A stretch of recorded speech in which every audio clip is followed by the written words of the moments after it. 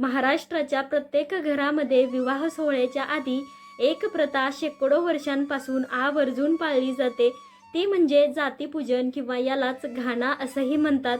अगदी शेकडो वर्षांपासून चालत आलेल्या या प्रथेमागं कारणं काय आहेत, का बरं ही प्रथा सुरू झाली असेल, हे सगळं मी आज तुम्हाला डिटेलमध्ये सांगणार आहे.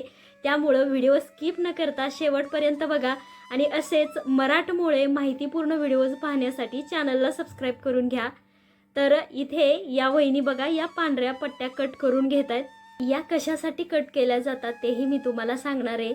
तर जातीपूजनाच्या दिवशी म्हणजेच घाण्याच्या दिवशी जातं, त्यानंतर मुसळ, पाटा वरवंटा, खलबत्ता, माठ अशा 5 पारंपरिक वस्तू पूजल्या जातात आणि त्याच्या पूजनाच्या वेळी ह्या ज्या पांढऱ्या पट्ट्या केल्यात ना, त्या अशा प्रकारे आधी हळदीमध्ये पिवळ्या केल्या जातात आणि त्यामध्ये मग हळकुंड, सुपारी, पान, धने, रुपयाचं नाणं अशा 5 किंवा 7 शुभ वस्तू बांधल्या जातात. म्हणजेच त्याची गाठ बांधली जाते आणि मग त्या प्रत्येक एक वस्तूला हळदी कुंकू लावून मग हे त्याला बांधलं जातं. त्यासाठी या पट्ट्या अशा कट करून घेतलेल्या आहेत. आता या आत्या आहेत, त्या काय करतात आहेत, हळदीमध्ये पाणी मिसळले. आता या हळदीमध्ये या रंगवून घ्यायच्यात. यासाठी कापड नवीनच घेतलं जातं. पूर्वीच्या काळी कसं सर्व काही शेतीवर अवलंबून असायचं. घरातील स्त्रिया धान्य दळणं, मसाले वाटणं, पाणी भरणं तसेच संपूर्ण घर सांभाळायच्या. म्हणूनच जातं, पाटा वरवंटा, मुसळ, खलबत्ता, माठ या 5 वस्तूंना घराचा आधारस्तंभ मानलं जात असे. लग्न म्हणजे नवीन आयुष्याची सुरुवात, त्यामुळे लग्नाच्या प्रत्येक कार्यक्रमात लागणाऱ्या गोष्टी जसं की पीठ, मसाले वाटणं या 5 वस्तूंच्याच मदतीने तयार केल्या जायच्या आणि या सर्वांची सुरुवात करण्याआधी त्या वस्तूंची पूजाही केली जायची. म्हणूनच तेव्हापासून जातीपूजन किंवा घाणा ही प्रथा सुरू झाली. तसेच यातून नवदाम्पत्याला असाही एक संदेश दिला जायचा की संसार फक्त प्रेमाने नाही तर श्रम, सहकार्य, संयम आणि अन्नाचा आदर यावर टिकतो. आणि तेव्हापासूनच आत्तापर्यंत ही प्रथा प्रत्येक घरात पाळली जाते. मी तुम्हाला मगाशी म्हणाले होते ना, आपण ज्या पांढऱ्या पट्ट्या काढलेल्या होत्या त्या हळदीमध्ये बुडवून पिवळ्या करायच्या आणि त्यानंतर मग एक जिन्नस याच्यामध्ये बांधायची. तर हे बघा या 5 सवाष्णींनी त्यामध्ये 5-5 जिन्नस बांधून घेतलेली आहेत आणि आता पूजनाला सुरुवात झालेली आहे. सगळ्यात अगोदर मुसळाचा मान असतो, त्यामुळे मुसळाचं पूजन या आत्या करत आहेत. इथं सुरुवातीला हळदी कुंकू लावलं जातं आणि त्यानंतर आपण जे हे बनवलंय, आता मी बऱ्याच ठिकाणहून माहिती काढायचा प्रयत्न केला, पण ही जी बनवली ना पट्टी त्याच्यामध्ये आपण वाणाचं साहित्य बांधलेलं आहे. याला एक्झॅक्टली काय म्हणतात हे मला कुठूनच समजलं नाही.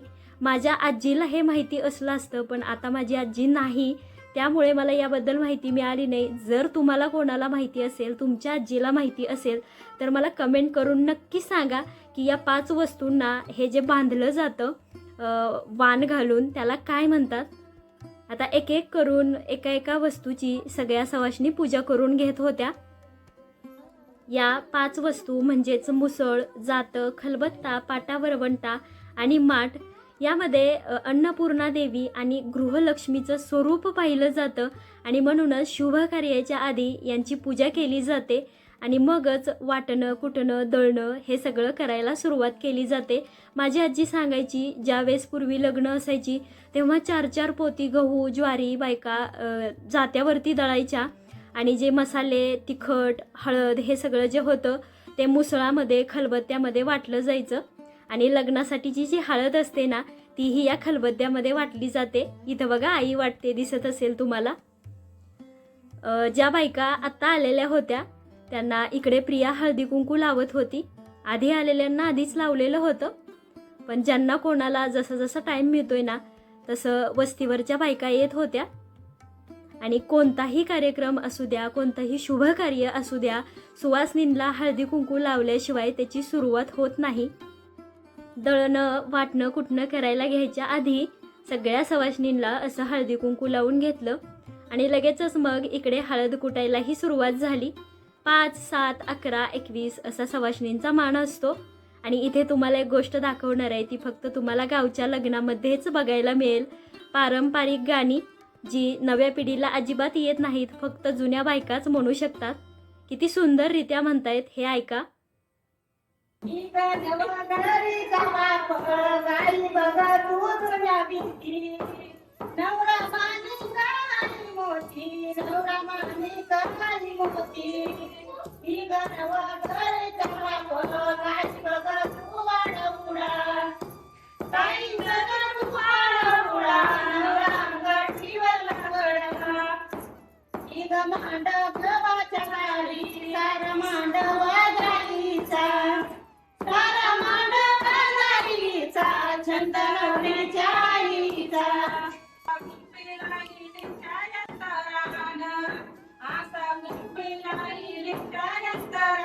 नवऱ्या बाळाच्या मैदान नवऱ्या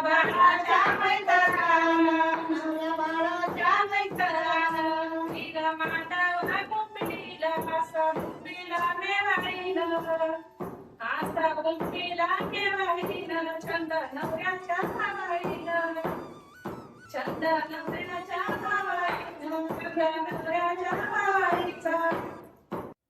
आवडलं ना तुम्हालाही हे पारंपरिक मराठमोळं गाणं?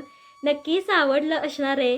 ही गाणी आवर्जून वरमाई वरबाप नवरा नवरी नवरदेवाची बहीण भाऊ यांसाठी गायली जातात आणि ही कुठेही लिहिलेली नाहीत, अगदी पूर्वीपासून चालत आलेत. इथं बघा, हे आमच्या आत्याबाई एकट्यानेच शेवटी ही हळद एकदम बारीक अशी केली आणि मीही थोडं थोडं काम करू लागत होते. मलाही यामध्ये सहभाग घ्यायचा होता म्हणून मी थोडेसे गहू दळून घेतले. आजी सांगायची त्याप्रमाणे 4-4 पोते तर काही शक्य नाही, पण मानापुरतं गहू ज्वारी हळकुंड मसाले वगैरे वाटून घ्यावे लागतात. ते सगळं आमचं करून झालं होतं आणि शेवटी आता ही आहे माझी मावस बहीण काजल, जी गावातच असते. ती या सगळ्या सुवासिनींना असं पान सुपारी देत होती आणि गावी कोणताही छोटासा कार्यक्रम राहू द्या, हळदी कुंकू राहू द्या, अशा प्रकारे पान सुपारी दिलीच जाते, शिदोरी दिली जाते आणि चहा देऊन तोंड गोड केलं जातं. ही आहे माझ्या आत्यांची सून अश्विनी दिदी, ही सगळ्या बायकांना चहा देते. आता ज्या कॅमेऱ्यासोबत कम्फर्टेबल होत्या त्यांना मी कॅमेऱ्यात घेतलेले, बाकी इकडे तिकडे बाजूलाही थोड्या होत्या. आणि हा मध्येच नवरदेव आणि त्याचा पुतण्या आलेला आहे. हा आहे आमचा चिंपू, आम्ही याला लाडाने चिंपू म्हणतो बरं का. त्याचं बारसं अजून झालेलं नव्हतं आणि विश्वानेच त्याचं चिंपू नाव ठेवलेलं होतं. त्यांचं मध्ये मध्ये सुरू होतं आणि आता सगळ्यात शेवटी आलेल्या सगळ्या बायकांना शिदोरी देण्याचं काम प्रिया करत होती. अशाच प्रकारे जवळजवळ 4 ते 5 तास आमचा हा घाणा जातीपूजनाचा कार्यक्रम सुरू होता आणि अतिशय उल्हासित वातावरणामध्ये तो पार पडला. आता मी तुम्हाला हे डेकोरेशन दाखवते. बघा किती सुंदर सजावट आम्ही केली होती. तुमच्या घरी किंवा तुमच्या पाहुण्यांमध्ये मित्रमंडळीमध्ये कोणाचं जर लग्न असेल तेव्हा तिथे सजावट करण्यासाठी तुम्हालाही थोडीफार कल्पना येईल. त्यामुळे ही सजावट एकदा व्यवस्थित बघून घ्या, कशी केली आहे, कुठे काय ठेवलेलं आहे. कसं असे व्हिडिओ पाहिले ना आपल्यालाही वाटतं की आपल्या घरच्या कार्यक्रमामध्ये असं आपणही करावं. आणि तुम्हाला तर माहिती आहे, महाराष्ट्रातल्या प्रत्येक घरामध्ये ज्यावेळेस लग्न असतं तेव्हा जातीपूजन हे केलंच जातं. हे जे जातीपूजन आहे हे केवळ एक जुनी परंपरा नाही, तर आपल्या पूर्वजांनी नव्या संसाराला दिलेला श्रम, अन्नाचा आदर, सहकार्य आणि समृद्धीचा अमूल्य संदेश आहे. आधुनिक काळात जरी साधने बदलली असली ना तरीही या संस्कारामागील मूल्ये आजही तितकीच जिवंत आहेत. म्हणूनच एवढी साधनं येऊनही आपण जातीपूजन करतोच. तर आजचा हा पारंपरिक मराठमोळा व्हिडिओ तुम्हाला आवडला असेल तर लाईक करा आणि जास्तीत जास्त तुमच्या पाहुण्यांसोबत मित्रमंडळीसोबत शेअर करायचा प्रयत्न करा, जेणेकरून त्यांनाही जातीपूजनाचं महत्त्व कळेल. आणि जर त्यांच्या घरी असा विवाह सोहळा वगैरे असेल तर सजावट करण्यासाठी थोडीफार कल्पना त्यांनाही येईल. असेच मराठमोळे व्हिडिओज पाहण्यासाठी, माहितीपूर्ण व्हिडिओज पाहण्यासाठी चॅनलला सबस्क्राईब करून घ्या. धन्यवाद.